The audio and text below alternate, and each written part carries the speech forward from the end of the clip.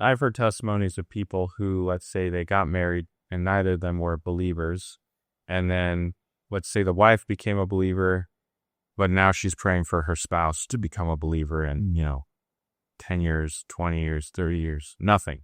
But they've been praying for them the whole time. And then on a week or two before he dies, he finally accepts Christ.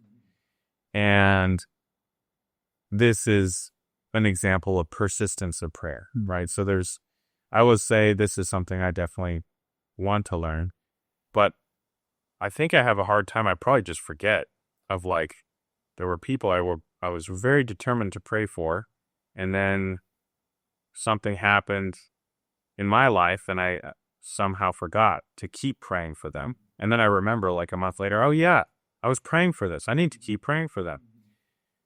What do you believe about persistence of prayer? What's your opinion on how do you know how long you should pray for something? Until it gets answered, or? Well, Jesus makes it really clear, and if I remember correctly, it's Luke 18, where he said, men ought always to pray and not stop. And then remember, he used the example of the unjust judge. A widow had a need, and she appealed to him, and he wouldn't grant justice to her, and she wouldn't quit. And so finally he was exasperated and said, I'm going to give the woman what she's asking just to get rid of her, get her off my back. And so Jesus is saying that when we pray, we should pray through the issue, either until God answers it with a yes or a no. I think God gives us 4 types of answers. Yes, I'll grant what you're asking. No, I won't. I couldn't, but I want it to be better for you that I don't grant it. Number 3, wait. I am going to grant what you're asking, but not right now. So you just hang on. And then what I call number 4, camouflage. God answers our prayer, but for a while we don't recognize it. Maybe later down the road we'll realize, oh, God has already answered the prayer. I just didn't recognize that was the answer to it. So I think that we should pray through till either God says yes and he answers it. He says, no, I'm not going to. Wait, continue to pray. George Mueller, who was a great prayer warrior, he prayed, I don't remember all the details, but he's praying for his son's recovery. I think he was physically ill, and he prayed for quite some time, and then God laid on his heart, don't pray anymore. I'm going to take him. And he died. He died shortly after that. So, to answer your question, I think persistence is important in the eyes of God. And we should pray through till either God answers or he doesn't answer or he tells us we can stop.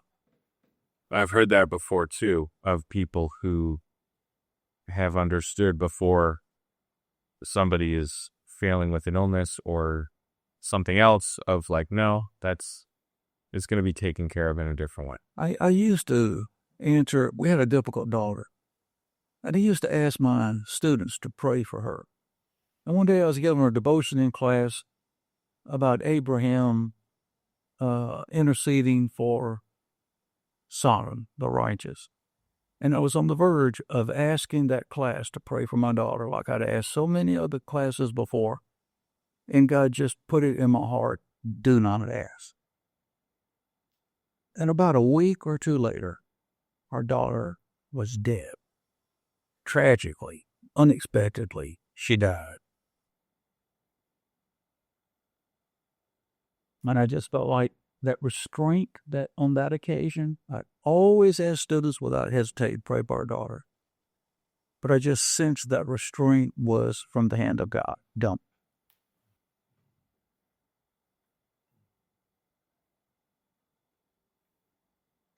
One of the options that you gave is the one I think we really don't like to hear, which is wait. I don't think any of us like to hear that. Why does God make us wait so much? Because we need patience, and it develops our trust. It cultivates our perseverance. We don't like it, but we need it. It was more, it says in Hebrews 10, and I think verse 13, that Jesus sits at the right hand of God, eagerly waiting until his enemies be made his footstool. When he came down here the first time, he was ill-treated. He was blasphemed, spit on, beat, nailed to a cross, crucified, rejected. People hated him. And then he went back to heaven. He has a sense of justice. He wants to be vindicated. Jesus right now is chomping at the bit. He's eager to come down here and deal with all of his adversaries. But I appreciate the fact that he is made by God to wait.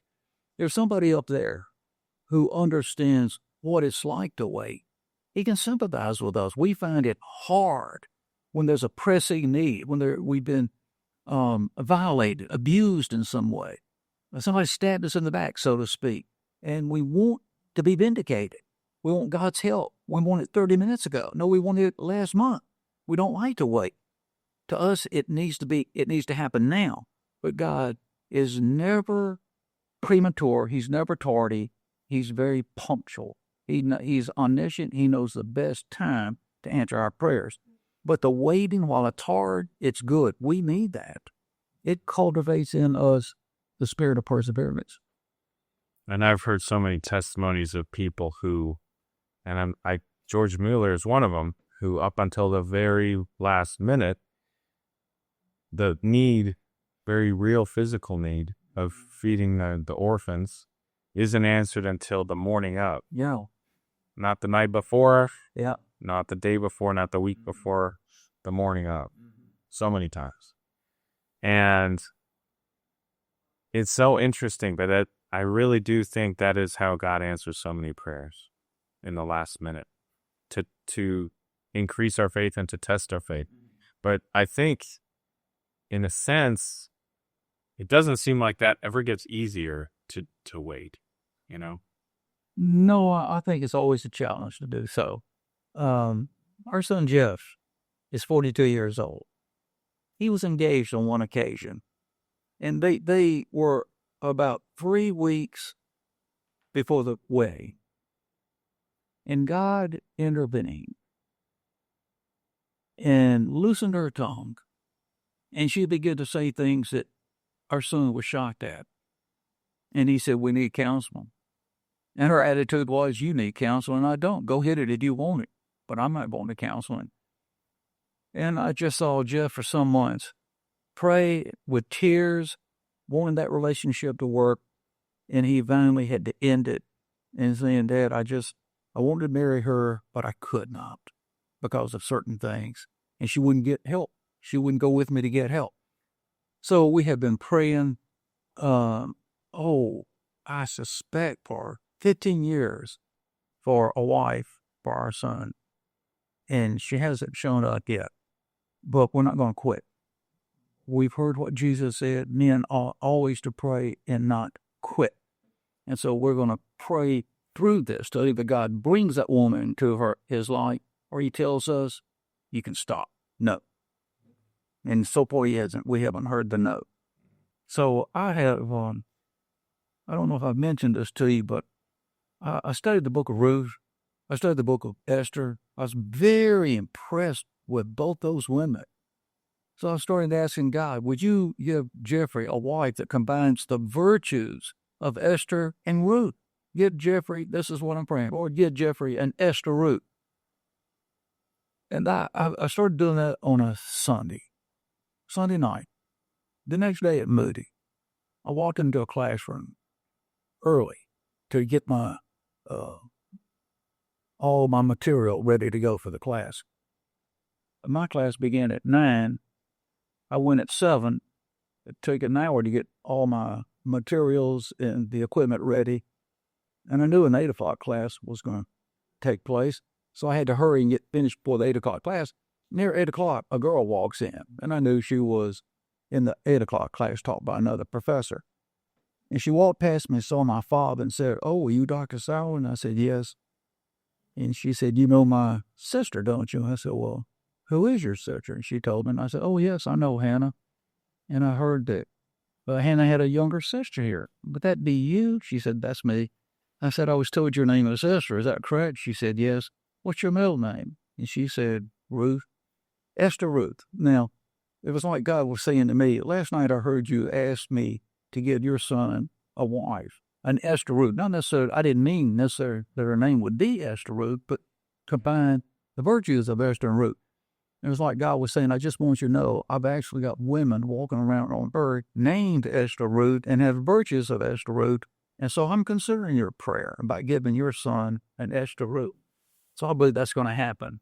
Now, I'm not, it's okay if she's not named Esther Root as long as she has the virtues of Esther. Yeah, that's amazing. He lets us know he's listening. Yeah.